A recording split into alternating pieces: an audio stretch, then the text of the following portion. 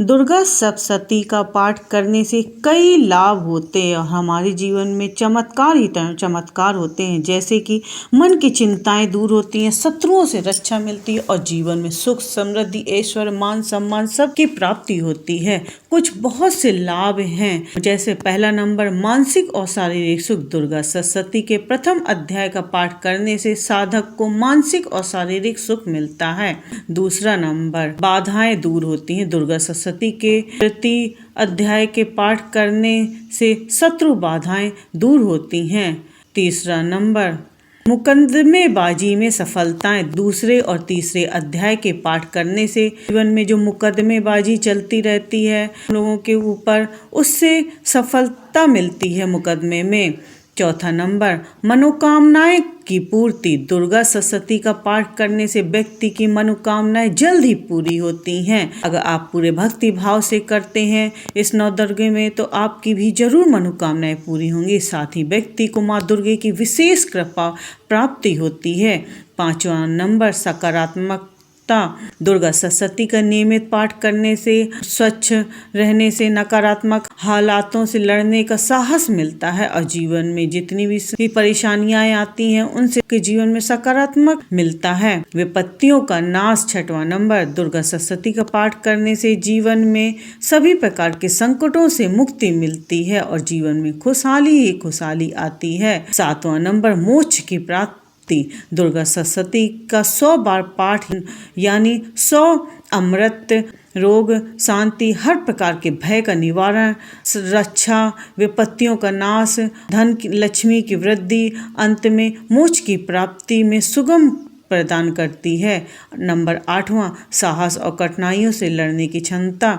दुर्गा सप्तशती के पाठ से व्यक्ति को साहस का संचार होता है और कठिनाइयों से लड़ने की क्षमता की वृद्धि होती है। नंबर 9वां महिलाओं को विशेष लाभ प्राप्त होते हैं। दुर्गा सप्तशती के 7वें श्लोक के पाठ में महिलाओं को विशेष लाभ मिलते हैं अगर अब महिलाएं पाठ नियमित रूप से करती हैं नवदुर्गे में। नंबर 10वां अच्छे जीवन साथी की प्राप्ति। अगर कुंवारी अविवाहित लड़कियां या पुरुष चतुर्थ अध्याय के पाठ करते हैं तो अच्छे जीवन साथी की प्राप्ति होती है। भक्ति और शक्ति में वृद्धि। 11वां नंबर पंचम अध्याय का पाठ करने से व्यक्ति में भक्ति भाव का संचार होता है और माँ की विशेष कृपा और आशीर्वाद मिलता है और पाठ करने वाले पर माँ की शक्ति में डूब जाता है। 12वां नंबर दुख दरिद्रता भय आदि से दूर होती है। 6वें नंबर का अध्याय करने से व्यक्ति के जीवन दुख दरिद्रता भय आदि सब ये दूर होती हैं। काम सिद्धि और शत्रुओं का नाश। दुर्गा सप्तशती का 13 अध्याय करने से 12 आवृत्ति काम सिद्धि और शत्रुओं का नाश होता है। बड़ी सी बड़ी सिद्धि प्राप्त कर लेता है साधक। दुर्गा सप्तशती का पाठ करने के नियम। दुर्गा सप्तशती का पाठ करते समय शुद्धता का विशेष ध्यान रखना चाहिए। दुर्गा सप्तशती का पाठ करने से पहले स्नान करना बहुत जरूरी है। पाठ करने से पहले साफ सुथरे वस्त्र धारण करने चाहिए। कुशा के आसन पर बैठकर ही दुर्गा सप्तशती का पाठ करें। यदि कुशा का आसन न हो तो ऊन के आसन का इस्तेमाल करें।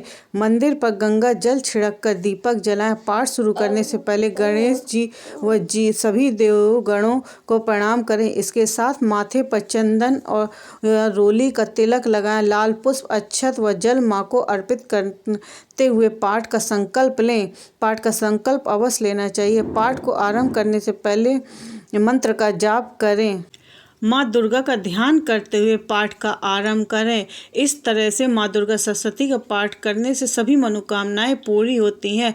9 दिन तक आप एक टाइमिंग पर ही पाठ करें। अगर जिस टाइम पे बैठते हैं उसी टाइम पे पाठ करेंगे तो उसका विशेष लाभ की प्राप्ति होगी और माँ दुर्गे की विशेष कृपा आप पर बन जाएगी। बड़ी से बड़ी मनोकामनाएं पूरी हो जाती हैं इससे। अगर यह पाठ आप कुंवारी कन्याएं करती हैं मन संकल्प लेके तो उनका अच्छे वर की प्राप्ति होती है और अच्छा ससुराल मिलता है। जय माता जी, जय जगदम्बा माता। दुर्गा सप्तशती का पाठ करने का विधान स्पष्ट किया गया है। यदि एक दिन में पूर्ण आप पाठ नहीं कर सकते हैं दुर्गा सप्तशती का तो सामर्थ्य ना हो अगर तो नियमानुसार इन क्रम विधि से भी आप दुर्गा सप्तशती का पाठ कर सकते हैं। पहले दिन प्रथम अध्याय करें, दूसरे दिन द्वितीय दिवस में दूसरा और तीसरा अध्याय करें, तीसरा दिन तृतीय दिवस के दिन चौथा अध्याय करें और चतुर्थ दिवस यानी चौथे दिन माँ के 5वां, 6वां, 7वां और 8वां अध्याय करना चाहिए और पंचम दिन नवदुर्गे के 5वें दिन 9वां और 10वां अध्याय करना चाहिए। 6वां दिन माँ का 11वां अध्याय करना चाहिए और 7वें दिन 12वां और 13वां अध्याय करना चाहिए। अष्टम दिन यानी अष्टमी के दिन मूर्ति रहस्य, हवन व क्षमा प्रार्थना करना चाहिए। 9वें दिन नवम दिवस या कन्या भोज कराना चाहिए। जय माता जी की एक बार कमेंट में जरूर लिखें। जय जगदम्बा माता, जय दुर्गा माँ। सबकी पर कृपा बनाए रखें, जैसे आप सबको माँ आशीर्वाद दें और सबके अंदर घर में सुख शांति समृद्धि बनी रहे। हमारे भोलेनाथ चैनल को लाइक शेयर सब्सक्राइब जरूर करें।